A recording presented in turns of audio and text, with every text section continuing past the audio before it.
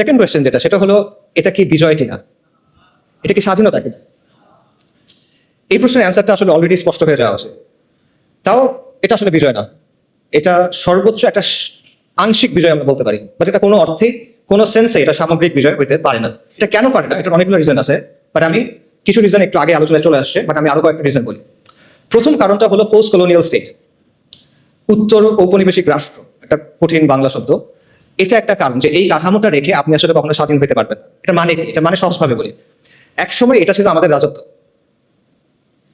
এটা আমাদের রাজত্ব ছিল, এটা পারফেক্ট ছিল না, এখানে অনেক সমস্যা ছিল, কিন্তু এটা আমাদের রাজত্ব ছিল। কিন্তু তারপর ফিরিঙ্গিরা আসছে, ব্রিটিশরা আসছে, ইউরোপিয়ানরা আসছে, এবং তারা এসে আমাদেরকে তাদের গোলাম বানাইছে, তারা এসে আমাদেরকে তাদের দাস বানাইছে, এবং তাদের একটা সিস্টেম আমাদের উপর চাপাই দিছে। এইটাই হলো কলোনিয়াল রাষ্ট্র। এবং এই কলোনিয়াল রাষ্ট্রের মূল উদ্দেশ্য হলো দুটা, একটা হলো কন্ট্রোল, একটা হলো এক্সপ্লয়টেশন, নিয়ন্ত্রণ এবং শোষণ। আর কোনো উদ্দেশ্য নেই। কলোনিয়াল যে ব্যুরোক্রেসি বা আমলাতন্ত্র, এটার উদ্দেশ্য ছিল এই দুটা। কলোনিয়াল যে পুলিশ, এটার উদ্দেশ্য ছিল এই দুটা। কলোনিয়াল যে সেনাবাহিনী, এটার উদ্দেশ্য ছিল এই দুটা। আজকে ফিরিঙ্গিরা নাই, ওরা চলে গেছে, অনেক আগেই চলে গেছে, কিন্তু ওদের যে সিস্টেম সেটা রয়ে গেছে। আজকে আমাদের যে ব্যুরোক্রেসি আছে সেটা কলোনিয়াল ব্যুরোক্রেসির কন্টিনিউয়েশন, ধারাবাহিকতা। আজকে আমাদের যে পুলিশ বাহিনী আছে সেটা কলোনিয়াল পুলিশ বাহিনীর ধারাবাহিকতা। এবং উপমহাদেশের যে সেনাবাহিনীগুলো আছে এগুলো সবগুলো ব্রিটিশ ইন্ডিয়ান আর্মির ধারাবাহিকতা। এটা ভেঙেই মানে এটা থেকেই পাকিস্তান আর্মি এবং ইন্ডিয়ান আর্মি হয়েছে, এবং দেন সেখান থেকে বাংলাদেশ আর্মি হয়েছে। এগুলো হিস্টোরিক্যাল ফ্যাক্ট, কেউ ডিনাই করতে পারবে না। সো যেই কাঠামোটা তৈরি হয়েছিল নিয়ন্ত্রণের জন্য এবং কন্ট্রোল করার জন্য, সেই কাঠামোটাকে রেখে দিয়ে আপনি আসলে কিভাবে স্বাধীন হবেন, কিভাবে বিজয়ী হবেন, এটা পসিবল না। এটা গেল একটা রিজন। আরেকটা রিজন হলো মডার্ন স্টেট ইটসেলফ। এই যে আমি নিয়ন্ত্রণের কথা বললাম আর শোষণের কথা বললাম, এটা কিন্তু শুধু কলোনিয়াল রাষ্ট্রের বৈশিষ্ট্য না, এটা মডার্ন স্টেটেরও বৈশিষ্ট্য। আধুনিক যে রাষ্ট্র সেটা ইনহেরেন্টলি একটা ডমিনেটিং, কন্ট্রোলিং, অথরিটেরিয়ান মেশিনারি। এটা এমন একটা যন্ত্র যার উদ্দেশ্য হলো শোষণ করা এবং নিয়ন্ত্রণ করা। এবং এটা শুধুমাত্র আমাদের মতো তৃতীয় বিশ্ব বা গ্লোবাল সাউথের দেশগুলোর জন্য না, এটা পুরো বিশ্বে। আমাদের দেশে একটা ধারণা আছে যে হাসিনার যে সেকুলারিজম, ওটা ছিল দাইফ সেকুলারিজম বা মওদু সেকুলারিজম। আর আমেরিকাতে যেটা আছে বা ইংল্যান্ডে যেটা আছে বা মতান্তরে ফ্রান্সে যেটা আছে, এটা হলো সাহি সেকুলারিজম। কিন্তু এই যে নিয়ন্ত্রণের ব্যাপারটা, কন্ট্রোলের ব্যাপারটা, এটা সেখানেও আছে। এটা নিয়ে অনেক একাডেমিক আলোচনা আছে, আমি সেই আলোচনায় যাবো না। আমি আপনাদের একটা এক্সাম্পল দিব, যে এক্সাম্পলটা আপনারা সবাই দেখছেন, সেটা হলো কোভিড। কোভিডের কথা চিন্তা করে দেখেন, বিশেষ করে লকডাউন এবং ভ্যাকসিনের কথা। আচ্ছা, সেকুলারিজম এবং লিবারাল ডেমোক্রেসি আপনাকে অনেক সুন্দর সুন্দর কথা বলবে, স্বাধীনতা, অধিকার, এরকম অনেক কথা বলবে। বাট লকডাউনের সময় কি হয়েছে চিন্তা করে দেখেন তো। একদিনের মধ্যে আপনার সব অধিকার, আপনার সব স্বাধীনতা নাই, শেষ। আপনি ঘরে বাইরে যেতে পারবেন না, চাকরিতে যেতে পারবেন না, মসজিদে যেতে পারবেন না। কারো বাপ মারা গেছে, সে বাপকে দাফন করতে যেতে পারতেছে না। কারো বাচ্চা হসপিটালে, সে তার কাছে যেতে পারতেছে না। এটা কি? এটা টোটাল কন্ট্রোল আপনার জীবনের উপরে। এবং আমরা দেখছি যেখানে রাষ্ট্র যত শক্তিশালী সেখানে লকডাউন তত টাইট। আমাদের মতো দেশগুলোতে রাষ্ট্র পুরোপুরিভাবে অতটা শক্তিশালী না, যে কারণে আমরা কিছুটা মুভমেন্টের সুযোগ পাইছি।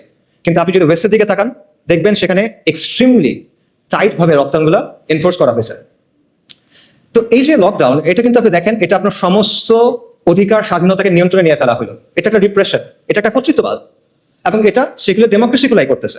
এবং এর মধ্যেও আমরা দেখছি যে দুটা অংশ হয়ে গেছে, যে সাধারণ মানুষ লকডাউনের মধ্যে বাসায় বসে আছে, পাগল হয়ে যাচ্ছে, সর্বশান্ত হয়ে যাচ্ছে। অন্যদিকে এলিট যারা, তারা পার্টি করে বেড়াচ্ছে, এরকম খবর আসে, ওরা পার্টি করে বেড়াচ্ছে। ওদিকে মানুষজন মেন্টাল হেল্পলাইনে ফোন করতে করতে এই হয়ে যাচ্ছে, শহীদ হয়ে যাচ্ছে, এরকম একটা অবস্থা। আচ্ছা, এরপর দেখেন লকডাউনের পর কি আসলো? ভ্যাকসিন।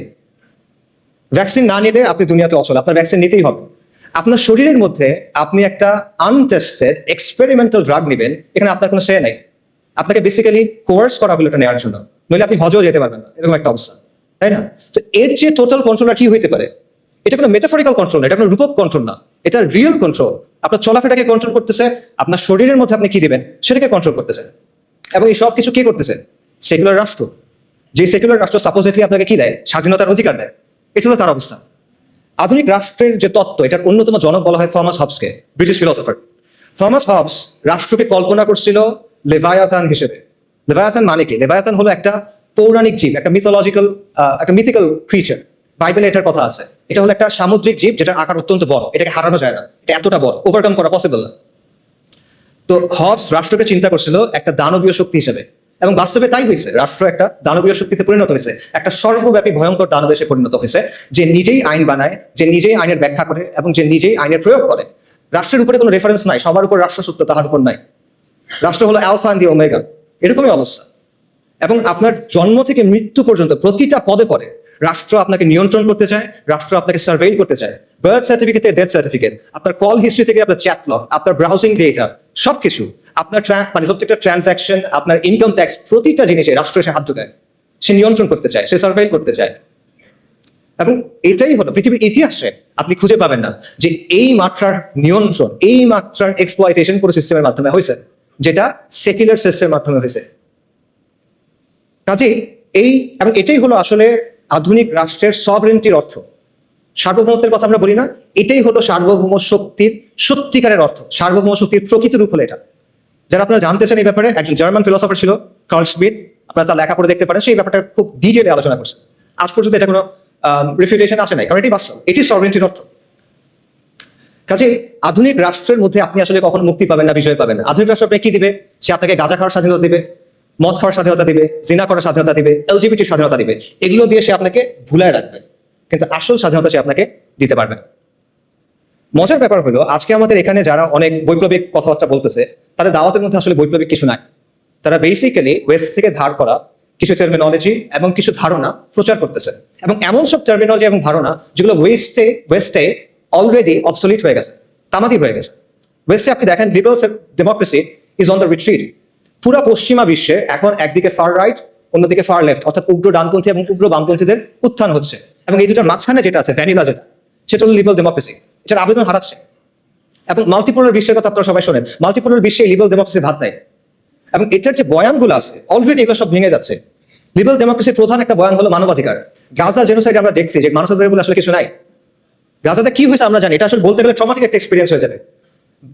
মানে বাবা তার বাচ্চার কাছে গেছে, বাচ্চার ডেড বডি নাই, পলিথিনের ভিতরে করে সে ছিন্ন বিচ্ছিন্ন কিছু অংশ নিয়ে আসতেছে। মানবাধিকার কোথায়? যারা মানবাধিকার কথা সবচেয়ে বেশি বলে তারা হলো ইসরায়েলকে উইপেন্স দিচ্ছে, পলিটিক্যাল ক্লাউড দিচ্ছে, রাইট? সো মানবাধিকার কোথায়? মানবাধিকার বেসিক্যালি একটা আদর্শিক হাতিয়ার, যেটা ইউজ করে ওয়েস্ট তাদের জিওপলিটিক্যাল ইন্টারেস্ট অ্যাডভান্স করে, তাদের নিজেদের স্বার্থ হাসিল করে। একই কথা আন্তর্জাতিক আইনের ক্ষেত্রে। কই আন্তর্জাতিক আইন কই? ইসরায়েল নানা জায়গায় গিয়ে অ্যাটাক করতেছে, কনসুলেটের ভিতরে গিয়ে অ্যাটাক করছে, যেটা কখনো হয় না। কই আইন কোথায়? নাই আইন। এগুলো রেটরিক, যেগুলো ওয়েস্ট তাদের ইচ্ছা মতো ইউজ করে তারপর ফালায় দেয়। কিন্তু আমরা এগুলো বিশ্বাস করে বসে আছি এবং আমরা মনে করছি এটা মনে হয় অনেক বৈপ্লবিক কিছু একটা। এবং ফাইনালি আপনি দেখেন গাজা এটাও প্রমাণ করছে যে ডেমোক্রেসি অ্যাকচুয়ালি ওয়ার্ক করে না।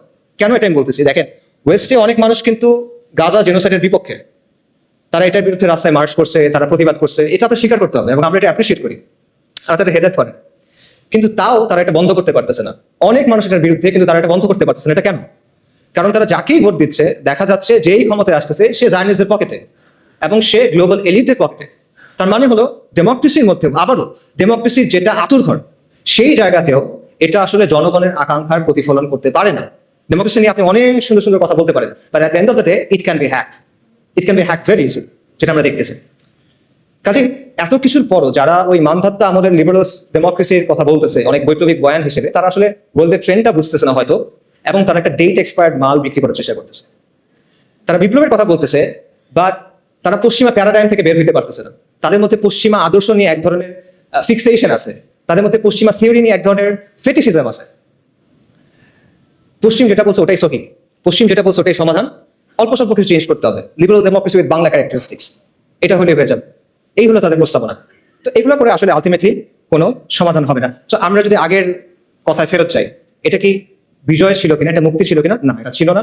যদি সহি সেকুলারিজম বা সহি লিবারেল ডেমোক্রেসি আসে, যেটা আসবে না, যদি আসে, তাও সেটা বিজয় এবং মুক্তি হবে না।